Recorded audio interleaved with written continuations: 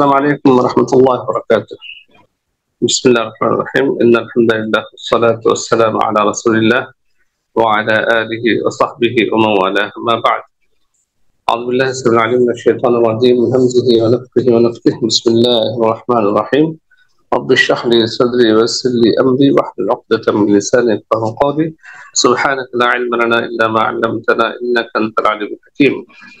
اللهم لا سهل إلا ما جعلته سهلا وأنت تجعل الحزن إذا شئت سهلا.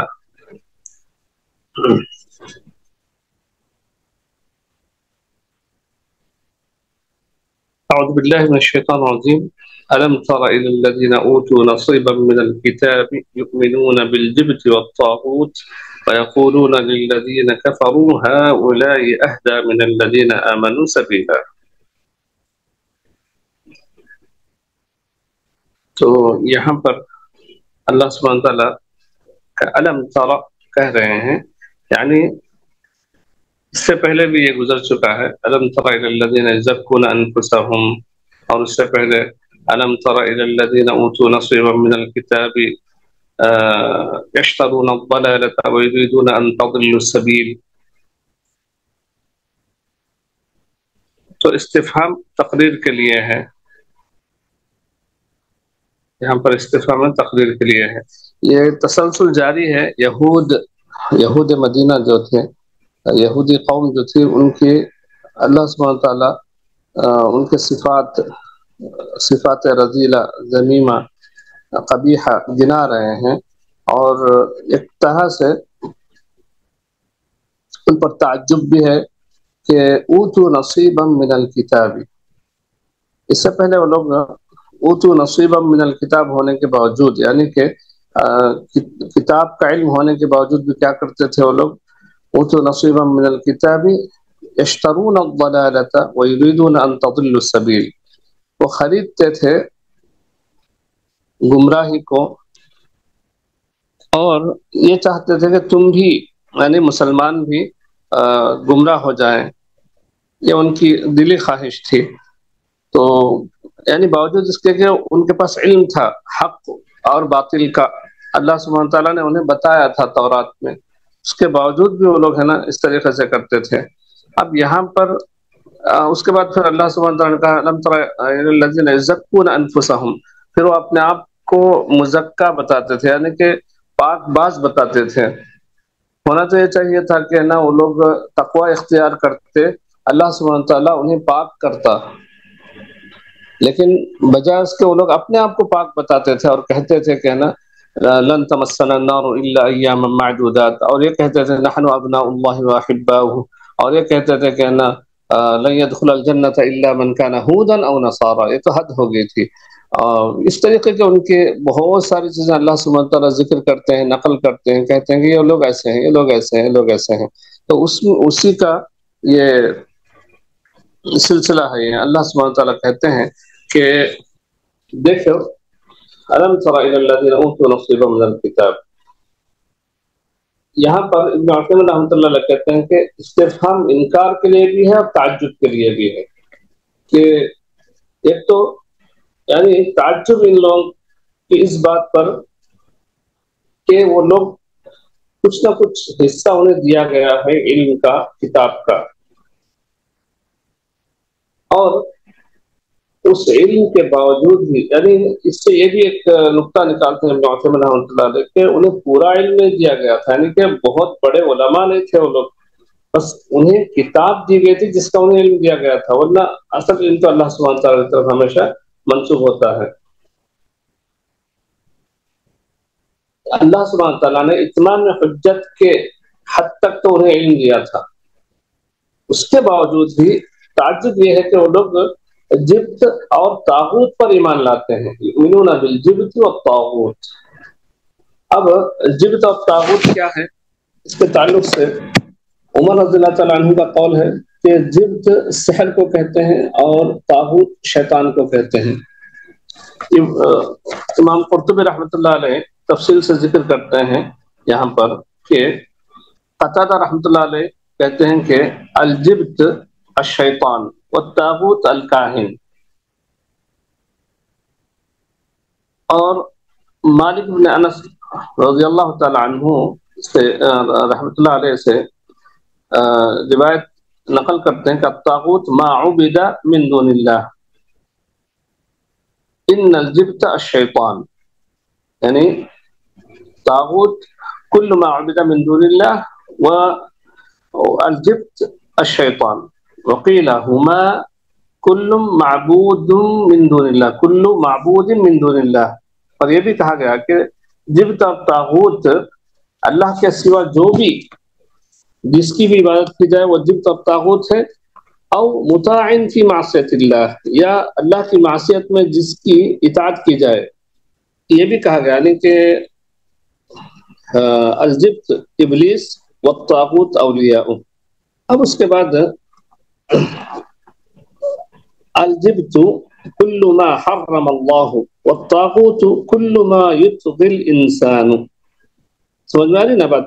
الجبت کل ما حرم اللہ، ہر وہ چیز جو اللہ سبحانہ تعالیٰ نے حرام کیا اس کو جبت کہتے ہیں، اور طاغوت کل ما یطغی الانسان، جیسا کہ طاغوت کے تعلق سے ابن قیم رحمۃ اللہ علیہ کیا کہتے ہیں، مشہور بات ہے نا ان کی، کہ طاغوت کے تعلق سے کہتے ہیں کہ الطاغوت کل ما تجاوز به العبد حده من معبود او متبوع او مطاع، یعنی ہر وہ بندہ جو حد سے گزرے، کل ما تجاوز به العبد حده، اپنے حد سے گزر جائے ہر وہ بندہ، من معبود، چاہے وہ معبود کی شکل میں ہو، او متبوع، یا متبوع کی شکل میں، یعنی جس کی اتباع کی جائے، او مطاع، یا جس کی اطاعت کی جائے، لیکن اس کے اندر بعض علماء قید لگاتے ہیں، او مطاع وهو راض عن طاعته، وهو راض عن طاعته، یعنی کہ ہر اس کی عبادت کی جائے، طاغوت وہ ہے جس کی عبادت کی جائے اللہ کے سوا، لیکن لوگ انبیاء کی، اولیاء کی، صالحین کی بھی عبادت کرتے ہیں، لیکن وہ لوگ راضی نہیں ہوتے ہیں۔ ہاں، وہ آدمی جو راضی ہو اپنی عبادت سے اور اپنی عبادت کی طرف بلائے، جیسا کہ فرعون، نمرود اور دوسرے جو وہ آدمی جو اپنی عبادت کی طرف بلائے یا اپنی عبادت سے راضی ہو، اس کو طاغوت کہتے ہیں۔ اب جبت کے تعلق سے جیسا کہ عمر رضی اللہ تعالیٰ عنہ نے کہا کہ السحر او الساحر، دوسرے لوگ کہتے ہیں الساحر بھی کہتے ہیں جبت کے معنی، اور بعض لوگ کہتے ہیں کہ جبت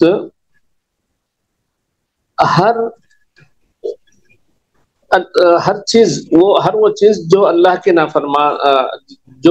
نافرمانی کے لیے کی جائے، یا کہانت، اور کیا کہتے ہیں اس کو، عرافہ، ان چیزوں کو بھی جبت کہتے ہیں۔ تیارا، جیسا کہ ابن کیا کہتے ہیں امام قرطبی رحمۃ اللہ علیہ کہتے ہیں، ایک حدیث نقل کرتے ہیں، اور اس کی صحت تو میں نے چیک نہیں کی، کہ قال رسول اللہ صلی اللہ علیہ وسلم الطرق والطيرة والعيافة من الجبت، الطرق یعنی الزجر، والعيافة الخط یعنی لکیریں کھینچتے ہیں نا، تو یہ سب چیزیں کیا ہے، جبت میں آتی ہیں۔ تو اس کا مختصر ہم لوگ یہ یاد رکھیں کہ جبت سے مراد سحر ہے یا اس جیسی چیزیں ہیں، جیسا کہ لکیر کھینچنا یا کہانت کرنا، نجومی جو ہوتے ہیں نا، یہ تمام چیزیں کیا ہے، جبت میں آ جاتی ہیں۔ اور طاغوت کل ما تجاوز به العبد حده من معبود او متبوع او مطاع وهو راض عن طاعته، یہ یاد رکھیں جی۔ تو ان کے تعلق سے اللہ سبحانہ تعالیٰ کہتے ہیں کہ الم تر الى الذين اوتوا نصيبا من الكتاب يؤمنون بالجبت والطاغوت، تو یہ لوگ کیا کرتے ہیں، اپنے علم کے باوجود بھی جبت اور طاغوت۔ اچھا، اور ایک چیز کیا ہے، یہودیوں کے پاس اس کا تعلم اور اس میں ممارسہ زیادہ تھا شروع سے ہی، جیسا کہ اللہ کے نبی صلی اللہ علیہ وسلم پر بھی انہوں نے جادو کیا، لبید بن عاصم نے، ان کے پاس یہ عام تھی چیز، اس کی تعلیم دینا ایک دوسرے کو اور اس کا ممارست کرنا، یہ ہے نا بہت چیزیں ہوتی تھی، جیسا کہ اس کے بعد بھی انشاءاللہ آئے گا ابھی اس میں کہ حسد اور صحت ان کا خاصہ تھا، حسد کرنا، اور یعنی صحت عام طور پر ایسا ہوتا ہے کہ اس کا جو باعث ہے نا حسد بنتا ہے۔ آپ لوگ بھی سنے ہوں گے یا تجربہ کا مطلب نعوذ باللہ ایسے لوگوں کو دیکھے ہوں گے یا ایسا سنے ہوں گے کہ نا فلاں نے فلاں پر حسد کیا، اس کے نتیجے میں وہ حسد کہاں تک لے جاتا ہے، یہاں تک کہ جادو کرا دیتے ہیں لوگ کسی پر حسد کی وجہ سے۔ تو یہ چیز یہودیوں کے پاس بہت زیادہ تھی۔ تو اللہ سبحانہ وتعالیٰ کہتے ہیں کہ یؤمنون بالجبت والطاغوت ويقولون للذین کفروا هؤلاء اہدی من الذین آمنوا سبیلا۔ تو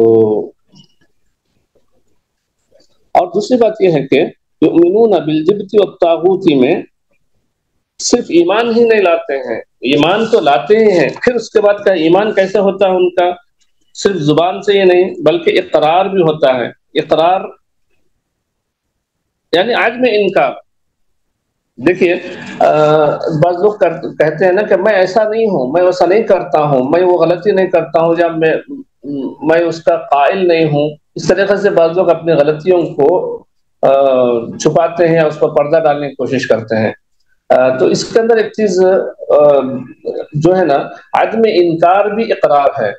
بسا اوقات کیا ہوتا ہے انکار نہ کرنا بھی اس کا اقرار کرنا ہے، جب اقرار کرتا ہے تو گویا کہ اس پر ایمان لاتا ہے آدمی، جیسا کہ ان کا خاصہ تھا۔ وَيَقُولُونَ لِلَّذِينَ كَفَرُوا هَؤُلَاءِ أَهْدَىٰ مِنَ الَّذِينَ آمَنُوا سَبِيلًا۔ تو بعض مفسرین نے یہاں پر ایک اس کے ضمن میں وَيَقُولُونَ لِلَّذِينَ كَفَرُوا هَؤُلَاءِ أَهْدَىٰ مِنَ الَّذِينَ آمَنُوا سَبِيلًا ایک واقعہ ذکر کیا، شاید یہ ہم پڑھ چکے تھے، پھر بھی میں بتا دیتا ہوں کہ یہ لوگ یہودی احزاب کو جمع کرنے کے لیے مختلف جگہ جب گئے تو قریش کے پاس بھی گئے، تو قریش جو ان کے سردار ان کا استقبال کیے اور اپنے شکوے شکایتیں ان کے پاس کرنے لگے، کیونکہ وہ لوگ جانتے تھے کہ لوگ پڑھے لکھے ہیں، ان کے پاس کتاب کا علم ہے، تو اس لیے انہوں نے کیا کیا، قریش نے ان کی آہو بھگت کی اور بہت ہی اکرام کیا ان کا، اور ان سے سوال کرنے لگے کہ ہم لوگ ہدایت پر ہیں یا محمد، جو کہ ہمارے خاندانوں میں پھوٹ ڈال دیا اور ہمارے رشتہ داری میں اس نے پھوٹ ڈال دیا، اور ہمارے باپ دادا کے جو معبود ہیں اس کو برا بلا کہا، اس کا انکار کیا، فلاں فلاں جو بھی شکایتیں تھیں وہ کی۔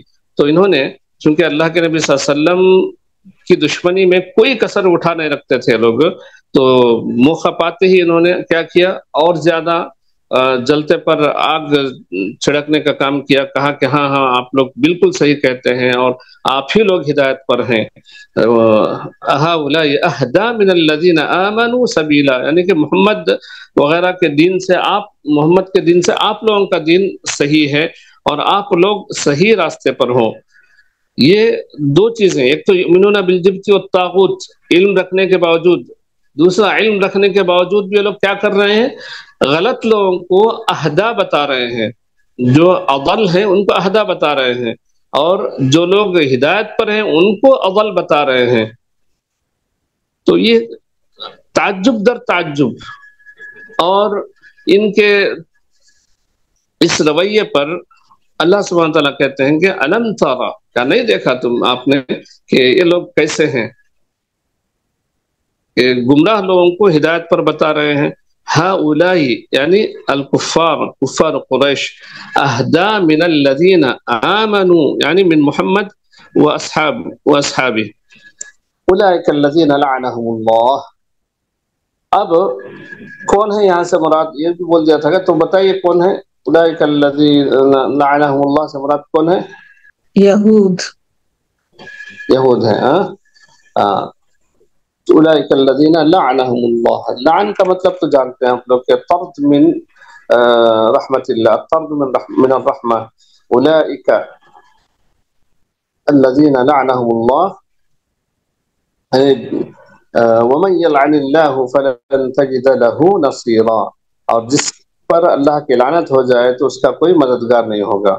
لعنت جب اللہ سبحانہ تعالیٰ ہی کرے تو پھر اس کو کوئی صحیح راستہ دکھانے والا یا اس کو ہے نا اس کا مددگار کوئی نہیں ہوگا۔ اب اس کے بعد والی آیت کیا ہے؟ ام لہم نصیب من الملک فاذا لا یؤتون الناس نقیرا۔ اب یہاں پر دیکھیے اللہ سبحانہ تعالیٰ پوچھ رہے ہیں ام لہم نصیب من الملک، یعنی ام کا مطلب کیا ہے؟ بل الہم نصیب من الملک، ایسا ہے بل الہم نصیب من الملک، کیا انہیں بادشاہت میں کچھ حصہ ہے؟ ام لہم نصیب من الملک، اگر ہوتا ایسے، اگر ویسا ایسے ہوتا ہے نہیں، ولو کان لہم نصیب من الملک فاذا لا یؤتون الناس نقیرا، اگر ذرہ برابر بھی ان کی ملکیت ہوتی نا، یعنی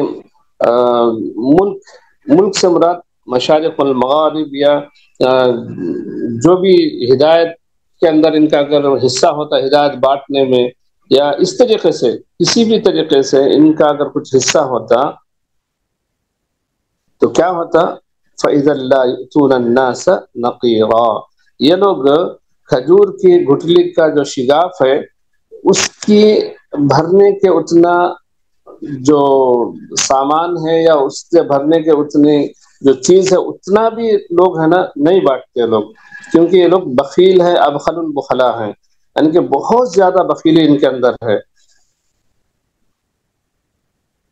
یعنی نقیرہ جو اللہ سبحانہ تعالیٰ بول رہے ہیں نا، تو یہاں پر کیا ہے؟ مثل ہے قلت کے لیے، وَهُوَ يُطْلَبُ بِهِ الْمَثَلُ لِلْقِلَّةِ، یعنی لو كان عند هؤلاء ملك ولهم نصيب من الملك فإنهم لبخلهم لا يؤتون الناس نقيرا لأن اليهود أشد الناس بخلا وأشدهم طمعا وحرصا على المال۔ اچھا آپ لوگ مارواڑی کو جانتے ہیں کیا؟ یہ جو سودی کاروبار زیادہ کرتے ہیں نا وہ یہی لوگ ہیں، جو مارواڑی جس کو کہتے ہیں، جن کے نا بہت مالدار ہوتے ہیں لیکن اتنے بخیل ہوتے ہیں نا۔ ایسے یہود کے بارے میں جب میں پڑھ رہا تھا تو وہی لوگ یاد آتے ہیں مجھے، کیونکہ آپ نے جیسا کہا زندگی بھر لوگوں کو سود میں رکھتے ہیں، ہمیشہ سود میں رکھتے ہیں اور سود پر سود بڑھاتے جاتے ہیں، خون چوستے ہیں لوگوں کا، اتنا مال ان کے پاس ہوتا ہے، باوجود اس کے وہ لوگ ہے نا کیا ہوتے ہیں؟ بخیل ہوتے ہیں، بخیل ترین لوگ ہوتے ہیں، یہی جیسے یہود یا یہود جیسے وہ لوگ۔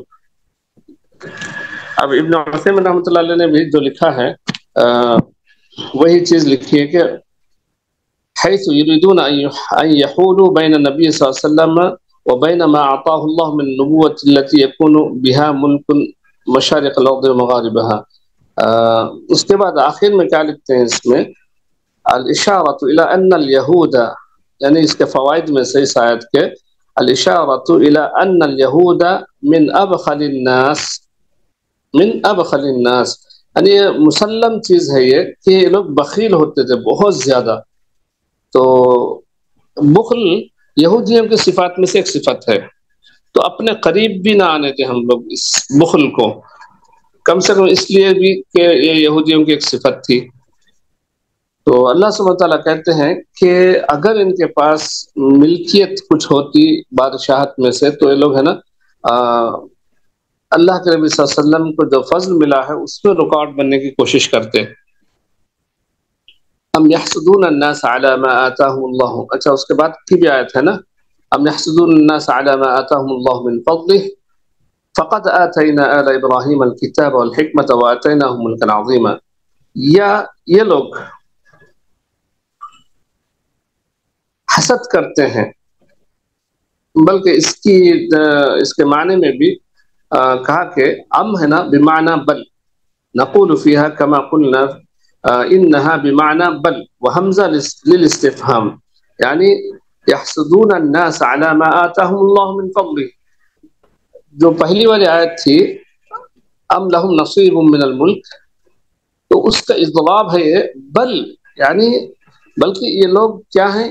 حسد کرتے ہیں، بلکہ یہ لوگ حسد کرتے ہیں اس بنیاد پر کہ اللہ سبحانہ تعالیٰ نے جو فضل عطا کیا ہے کن کو؟ الناس ام يحسدون الناس على ما آتاهم اللہ. آتاہم میں جو ضمیر ہے ہم کی وہ ناس کی طرف لوٹتی ہے. ناس سے مراد کون ہے یہاں پر بتائیے آپ لوگ؟ یہ نبی اکرم صلی اللہ علیہ وسلم اور ان کے صحابہ صحابہ. جی بالکل. جیسے کہ سورۃ البقرہ کی شروع والی آیتوں میں نا کیا ہے، وَإِذَا قِيلَ لَهُمْ آمِنُوا كَمَا آمَنَ النَّاسُ. ناس سے مراد وہی اللہ کے نبی صلی اللہ علیہ وسلم اور صحابہ. تو یہ لوگ حسد کرتے ہیں ان لوگوں پر. کس بات پر حسد کرتے ہیں؟ عَلَى مَا آتَاهُمُ اللَّهُ مِنْ فَضْلِهِ، جو اللہ سبحانہ تعالیٰ نے انہیں فضل عطا کیا ہے.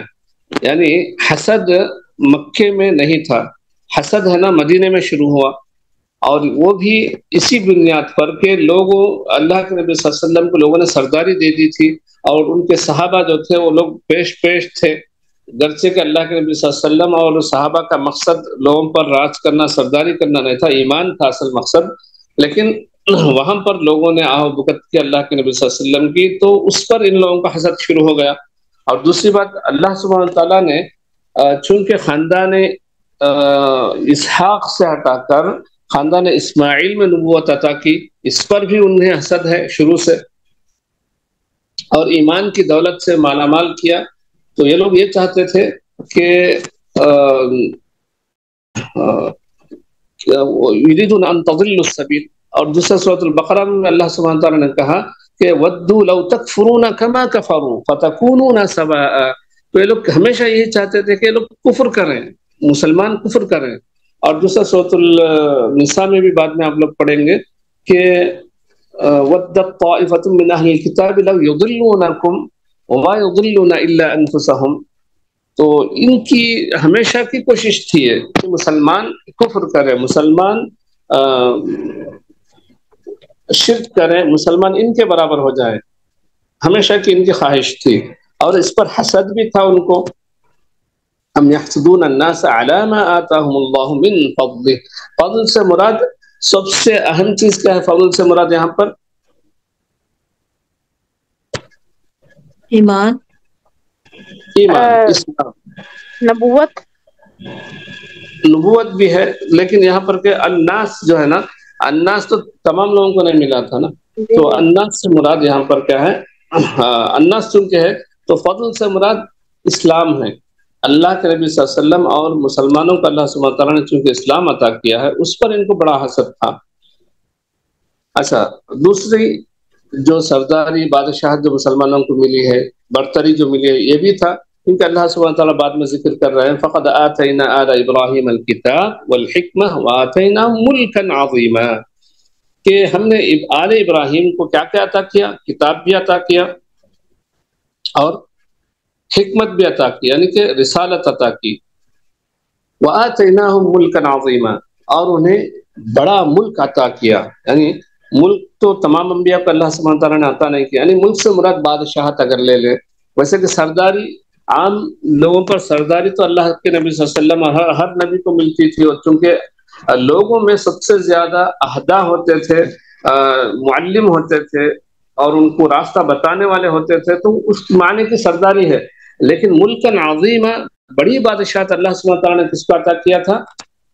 داؤد علیہ السلام، سلیمان علیہ السلام. بالکل، ہاں، سلیمان علیہ السلام، داؤد علیہ السلام کو اللہ سبحانہ تعالیٰ نے بادشاہت عطا کی تھی، ملکن عظیمہ. تو اس پر ان لوگوں کو ہے نا کیا ہے؟ حسد ہے کہ لوگ ہے نا ہم سے زیادہ ہیں، یا چونکہ لوگ ہمیشہ مخالف رہتے تھے، انبیاء کے دشمن ہوتے تھے. یعنی اللہ سبحانہ تعالیٰ ہے نا ایک احسان کے طور پر یہاں پر ذکر کر رہے ہیں کہ فقد آتینا آل ابراہیم الکتاب والحکمہ وآتیناہم ملکا عظیما. ملک عظیم اللہ سبحانہ تعالیٰ جس کو چاہے عطا کرتا ہے اپنے بندوں میں سے، جیسا کہ اللہ سبحانہ تعالیٰ نے ان کو عطا کیا. اور یہ جو کفر کرنے والے ہر زمانے میں ایسے لوگوں سے جلتے تھے جن کو اللہ سبحانہ تعالیٰ اپنے فضل سے کچھ بھی عطا کرے. یہاں پر یہ یہود اس معنی میں مراد نہیں ہے کہ نا وہ لوگ ان پر جلتے تھے، یا ان کے اس زمانے میں جو بھی ان کے مخالف تھے وہ لوگ جلتے تھے. تو ابھی بھی اللہ سبحانہ تعالیٰ نے جب اللہ کے نبی صلی اللہ علیہ وسلم کو سرداری عطا کی، برتری عطا کی، اور کتاب اور حکمت دی، تو یہ لوگ ہے نا اس پر حسد کر رہے ہیں. یہ اللہ سبحانہ تعالیٰ کا یہاں پر اس آیت کا مقصود ہے. والمراد به كل من تبعه على دينه وجعل فيه النبوة والكتاب. وأكثر الأنبياء الذين قصهم الله علينا من ذرية إبراهيم أكثرهم من بني إسرائيل وهو يعقوب بن إسحاق. تو یہی ہے، انہی کے ذریت میں سے تھے لوگ، لیکن چونکہ ہدایت پانے والوں کو اللہ سبحانہ تعالیٰ اپنے انبیاء کو ملک عظیم عطا کیا تھا، تو اس پر انہی حسد ہے کہ اللہ سبحانہ تعالیٰ نے جو ہدایت والے ہیں انہیں عطا کیا ہے. تو اللہ سبحانہ تعالیٰ نے سلیمان علیہ السلام، داؤد علیہ السلام اور سلیمان علیہ السلام کو ملک عطا کیا تھا. اذا ظننت فلا تحق واذا حسدت، یعنی یہاں پر ایک چیز جیسے میں نے کہا تھا کہ حسد جو ہے نا ان کا خاصہ تھا. ان کا، یہ یہودیوں کا حسد کر. اور عام طور پر آپ لوگ دیکھے ہوں گے تو جو سب سے زیادہ جو مالدار بخیل قسم کے جو لوگ مالدار ہوتے ہیں نا، وہ لوگ ہمیشہ حسد میں بھی مبتلا ہو جاتے ہیں، کیونکہ ان کا بخل اس بات کی اجازت نہیں دیتا کہ کوئی اور ان سے ہے نا بڑھ کر رہے. تو یہ لوگ چونکہ بخیل بھی تھے، مالدار ہونے کے باوجود بھی لوگوں کے اموال ان کے پاس رہن رکھ لیتے تھے، گروی رکھ لیتے تھے اور ہڑپ لیتے تھے. مالدار تو تھے ہی، اس کے باوجود حاسدین بھی تھے لوگ، یعنی دنیاوی معاملے میں بھی اور اخروی معاملے میں بھی یا روحانی معاملے میں بھی یہ لوگ حسد سے ہی کام لیتے تھے، اور حسد ان کا خاصہ تھا. اچھا، ایک بات یہ ہے کہ حسد کیا چیز ہے، انسان کے اندر حسد کیوں پیدا ہوتا ہے اور کیا چیز ہے. اللہ سبحانہ تعالیٰ جب دوسروں کو دیتا ہے تو صرف یہ سوچنا انسان کا کہ اللہ سبحانہ تعالیٰ نے اس کو دے دیا یا اس کو زیادہ مل گیا، یہ حسد نہیں ہے، بلکہ اس پر اس کی بری نیت ہونا وہ حسد ہے. اور جیسا کہ ابن عثیمین رحمۃ اللہ علیہ ایک نقطہ یہاں پر بتاتے ہیں، یعنی میں مطلب بتا دیتا ہوں آپ لوگوں کو کہ ایک مومن کے اندر بھی کیا ہوتا ہے، حسد پیدا ہوتا ہے. حسد کا مطلب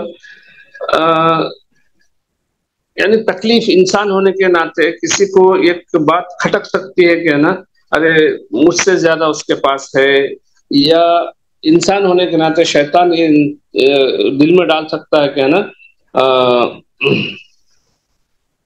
کبھی تکلیف ہوتی ہے انسان کو کسی کی نعمت دیکھ کر.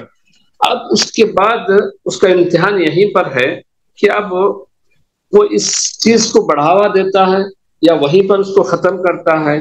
بڑھاوا دینے کا مطلب ہے کہ اس سامنے والی کو اس نعمت سے جلنا، اور ہمیشہ جب بھی وہ دیکھتا ہے تو ہے نا اس کے دل میں اور وسوسے پیدا ہو یا اس کے خلاف کچھ کر بیٹھے یا کچھ اقدام کرے ہو. یہ حسد میں زیادتی ہے اور یہی مذموم چیز ہے. ورنہ اگر انسان ہونے کے ناطے اگر کچھ کھٹک محسوس ہو تو وہیں پر اس کو ختم کر دے. یعنی یہ جو کیفیت ہے نا، یہ کیفیت ہر کسی کے اندر ہو سکتی ہے، یا مومنوں کے اندر بھی ہو سکتی ہے. ہر کسی سے بہتر یہ ہے کہ مومنوں کے اندر بھی بعض مومنوں کے اندر بھی یہ ہو سکتی ہے کہ کھٹک ہو کسی کی نعمت کو دیکھ کر، اس کو کچھ تکلیف ہو وقتی طور پر، لیکن اس کو بڑھاوا نہ دے اور اس کو نہ پالے. یہاں پر ہم لوگ اپنی کلاس کو ختم کر لیں گے کیونکہ زیادہ ٹائم ہو رہا ہے، اور اس کے معنی الکلمات وغیرہ پھر پڑھ لیتے ہیں ہم لوگ بعد میں. اور کچھ تفصیل اس کے اندر حسد کے تعلق سے ابن عثیمین رحمۃ اللہ علیہ اپنے کچھ کلام اور ابن تیمیہ رحمۃ اللہ علیہ کے کچھ باتیں لکھے ہیں جو ہمارے لیے مفید ہیں. انشاءاللہ یہ اگلی کلاس میں آپ لوگوں کو سناتا ہوں میں. اللہ تعالیٰ سے دعا ہے کہ اللہ تعالیٰ مجھے آپ کا علم نافع عطا کرے، اور جو بھی ہم پڑھ رہے ہیں اللہ تعالیٰ اس کو ہے نا ہمارے حق میں بہتر بنائے اور امت کے حق میں ہم کو مفید بنائے. آمین. سبحانک اللہم و بحمدک، اشہد ان لا الہ الا انت، استغفرک و اتوب الیک.